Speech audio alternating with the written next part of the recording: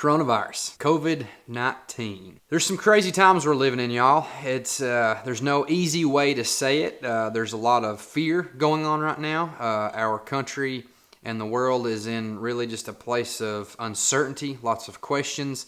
There's things that we do know, however, there's still lots of things that we don't know. And really, that's one of the scariest parts, is the unknown. With anything in life, it seems like what we are scared of most is the unknown and the uncertainty. Now, I wanted to take a quick second to address a couple of things. One, obviously, our wheelhouse, our content that we create is based around hunting and the outdoors and those things. So I wanted to talk about the coronavirus and how it relates to that, and also just hopefully try to encourage you a little bit. So first off, when it comes to hunting, now if you're anything like me, after seeing so many cancellations, just alterations really with our total lifestyle, with restaurants and bars closing and with schools closing and sports events closing and all those things, one of my biggest questions was, well, what about hunting season? Is it going to affect the upcoming spring turkey season or fishing or anything like that? And to some it may be a silly thing or a silly question, but to us it's a lifestyle, and there's something really important and special about it. So I had questions, and I was curious as to whether or not it would affect our seasons in some kind of way. And last night, the Kentucky Department of Fish and Wildlife posted something on their Facebook and website that kind of eased my tension, and I wanted to share it with you. Again, I'm speaking on terms of Kentucky, and so if you live in another state, if you're watching this from somewhere else, and you have other information, or your state authorities and officials have posted other things, then be sure to comment below and let us know what's going on in other parts of the world. As far as the Kentucky Department of Fish and Wildlife, we have the post right here, and I'll just read it. Notice, state offices will be closed after 5 p.m. on Tuesday, March 17th to in-person contact with the public to minimize health risk. Until further notice, please visit fw.ky.gov, call us at 800-858-1549, or email info.center@kentucky.gov for assistance other than seeking in-person help. Open air sites such as public waters, wildlife management areas, and state parks will remain open. Enjoy the outdoors while social distancing. Go fishing, boating, wildlife watching, or hunting. Get licenses and find places to go at fw.ky.gov. And they also provide, for more information on the coronavirus, you can visit kentuckycovid19.ky.gov. So in terms of, and it makes sense kind of, right? So hunting really is, as far as social distancing, that's what you're getting in the middle of nowhere. You're in the woods. You may be with a family member, a close friend or something, but usually it's not a large gathering type of activity. It seems like everything's going to go on as normal. Who's to say something might change depending on how things go? But again, as far as hunting, it seems like in Kentucky it's not going to have too big of an effect. We're still going to be able to hunt and fish and enjoy those things.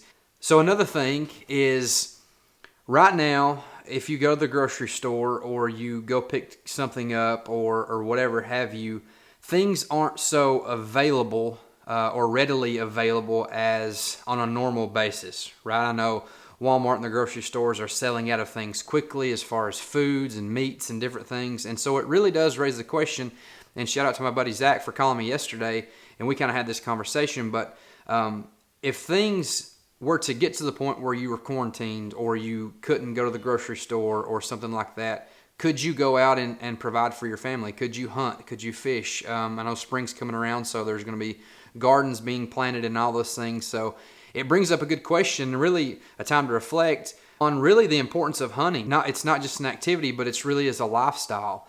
If you are not a hunter, or if you don't know how to fish, or don't know how to grow a garden, or don't know how to do those things, it really is important to learn those skills, those life skills. If you are a person who maybe has been questioning hunting or fishing or growing a garden or anything, you wanted to learn how, you've not done it, you don't know how to do those things, I would encourage you to start looking into it, to find someone to learn how to go hunt, find out how to find animals and how to take them and how to clean them and cook them and all those things. It's quite a bit of it's a process, and there's quite a bit to learn from it. Our ancestors from way back, they didn't just go to the grocery store anytime they wanted to. They couldn't go to McDonald's anytime they wanted to. They had to go out and grow and hunt and gather and those things. And it's important for us to maintain those skills and to teach our children and to learn ourselves so that we can be somewhat self-sufficient and self-reliant. And so we're better together. We're all in this together. I'm not trying to instill fear whatsoever in anybody. It's just some things to think about, especially this upcoming spring with hunting season coming up and fishing and those things. It's just some important things we could think about. So the third and final thing I wanted to quickly just talk about is, as a Christian, as a believer, faith is important to me. And so rather than responding in fear, I want to try my best to respond in faith, and I want to encourage you to do the same. We serve a powerful God who is behind the scenes, even though sometimes we don't feel it and He seems far off. He's there.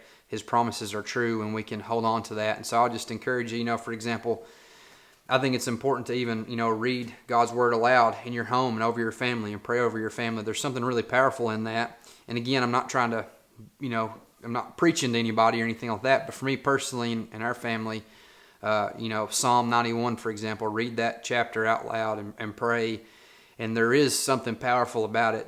And so that's what we're doing here. Our thoughts and our prayers are with all of you and with our country and the world, that this would end quickly and God would give people peace of mind and comfort and healing and all those things. It's hard to put into words, but times like these, it really puts you in your place, and it kind of humbles you a little bit, and it makes you think about big things of life, right? And where your comforts come from, where your source of peace and happiness, and where your stability comes from.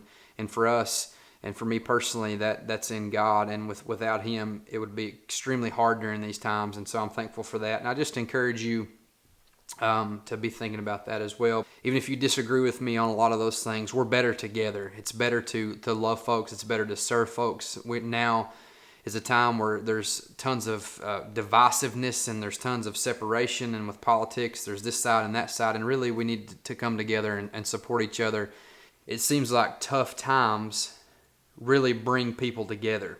And so if any positive comes from this, I hope that we as a country can learn to unify and come together. Just wanted to address some of those things with you guys. If you have comments or any other types of information with the hunting or anything like that, be sure to comment below. We're thinking about you guys. We're praying for you.